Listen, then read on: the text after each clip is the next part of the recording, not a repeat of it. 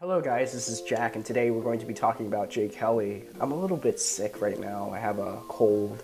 So we're gonna talk about this film briefly because I think what I saw last night was a really interesting film in the deconstruction of the celebrity culture. But unfortunately, I think when I saw this film, I kind of took notice of some of the problems that I had with the overall thematic of the film. But let's kind of dive a little bit deep into the movie. So this is directed by Noah Baumbach. He's hot off of White Noise that came out a couple years ago, which I actually really enjoyed. I'm one of those people who have defended that movie for the past couple years, and it's probably because of the way Noah Baumbach directed that film.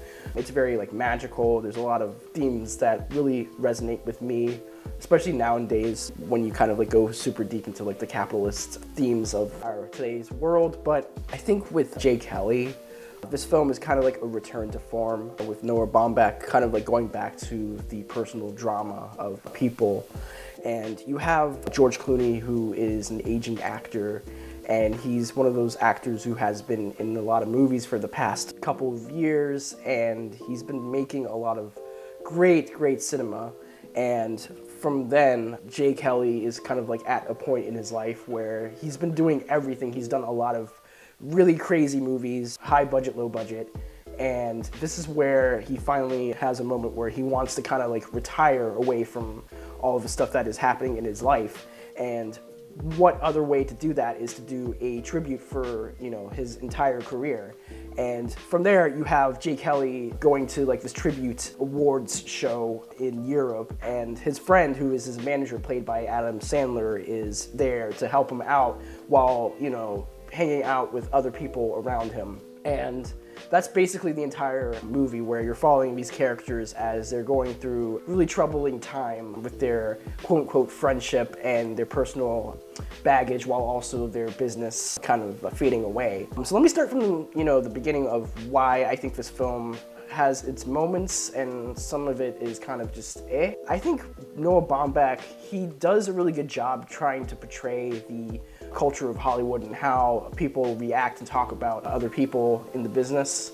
There's an earlier scene where you have one of the main characters, or side characters, Billy Crudup, show up, and he's a best friend of Jay Kelly, and they had a relationship a long time ago when they used to be struggling actors. And this whole kind of theme kind of comes into play earlier in the film, and I think that's mostly one of the best parts of the film, is Billy Crudup trying to convince Jay Kelly to kind of be more attentive of what happened in the past, especially since Billy Crudup's character kind of got the short end of the stick. He wasn't super famous. He was really good at acting, but his opportunity faded away once Jay Kelly took over the role that he was supposed to do.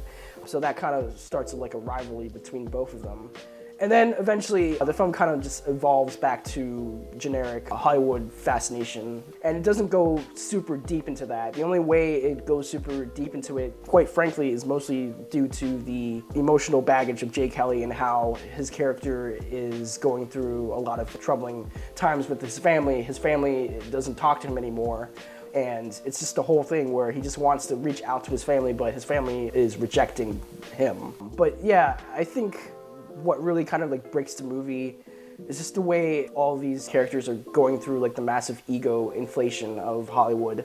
I think Adam Sandler is probably the most down-to-earth character in the film, where he has a family, he's rich, he's living off of the 15% of Jay Kelly's salary, but also at the same time, he's constantly calling his wife and his kids and trying to figure out how to come back home to them. While Jay Kelly is in the opposite direction, where he's trying to reach out to his family, but his family's rejecting him. But yeah, I think, quite frankly, the film kind of just devolves into massive ego. And it's something that I've seen a lot lately with films that deal with Hollywood. But it doesn't really break the film for me personally. It's just something that I've seen before time and time again, and it's just something that I'm more aware of compared to other people who haven't seen these types of films before. But positively speaking, I think George Clooney does a really good job with the character. There are some moments where he is kind of playing himself throughout the whole entire thing, but there are moments where he does break away from the typical Clooneyisms, with the head shakes and all that. But then you know, towards the end of the film, you kind of sort of feel for the character, but also at the same time, it's kind of emotionally manipulative because of how the film projects itself as an inflated, massive, egotistical film. And you know what? Like, every time I hear George Clooney, I hear that moment in the Oscars or at the Oscars when 3 6 Mafia came up on stage when they won their Best Original Song for Hustle and Flow. And I think Project Pat said, shout out to George Clooney, I love that nigga, man. Going down, man.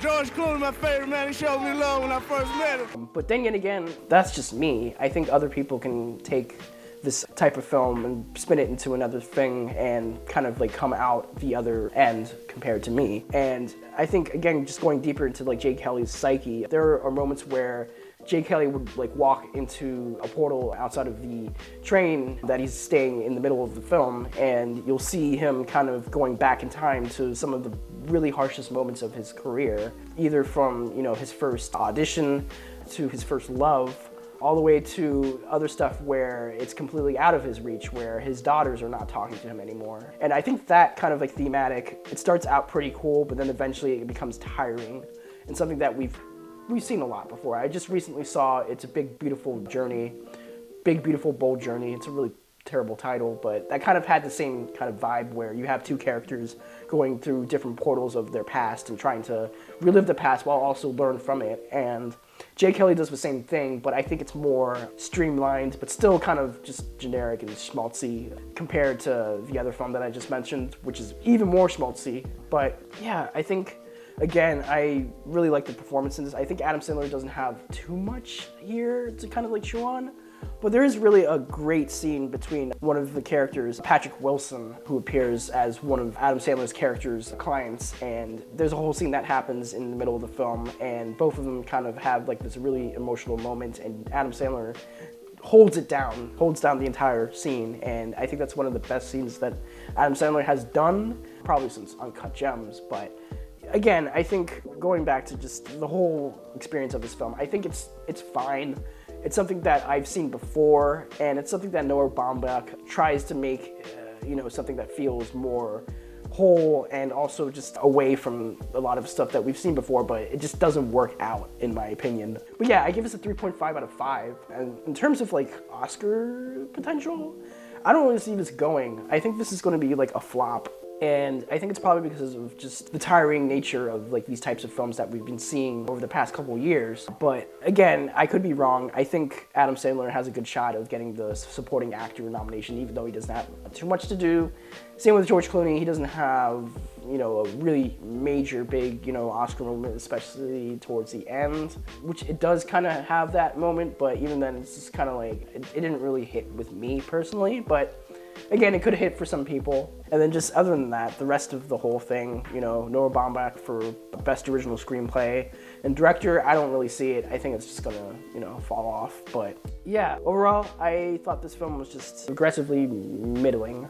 But who knows? Maybe I'm kind of wrong and other people will probably enjoy it when it comes out on Netflix in the end of the year. So yeah, that's basically it. I will be doing more reviews off of the Montclair Film Festival. I have a couple movies I'm seeing today, so, you know, keep an eye on it. Thank you guys so much. Take care. Peace out.